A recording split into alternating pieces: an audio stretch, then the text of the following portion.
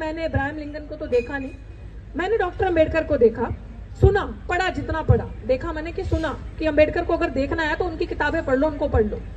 तो अगर अंबेडकर अकेला चल सकता था और इस भारत देश का संविधान लिख सकता था, जिसकी बदौलत आप और हम यहाँ पर बैठे हैं अपना हक अधिकार मांगने के लिए, तो फिर ऐसी कौन सी चीज हमें रोक रही है कि हम उन्हीं नेताओं का, जो आपके नौकर, आपके सेवादार, एमएलए, एमपी, कोई खुदा नहीं है। हमेशा प्राचा साहब, हमेशा हम अधिकतर आपको अपनी बात में बोल के बताते हैं कि आपके सेवादार है, आपका हुक्म मानने के लिए, आपके गुलाम असली में अगर कोई है तो वो वहां बैठे हैं आपका नेतृत्व करने के लिए। तो कॉलर पकड़ के पूछो ना कि अब दोबारा चुनाव जब हारोगे तभी बोलोगे।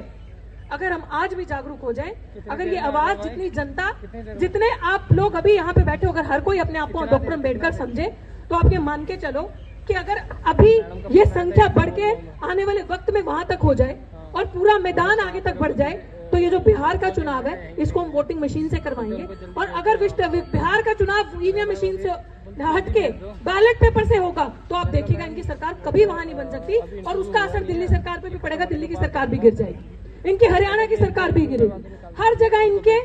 पर्दे जो है वो फाश किए जाएंगे। लेकिन अगर हम लड़ेंगे तो, अगर हम इस चीज के लिए बोलेंगे तो, अदरवाइज पॉसिबल नहीं है। और अगर वकील हमारे देश के लोग जो जागरूक है, जो नहीं बिकने वाले, इस तरीके से आपको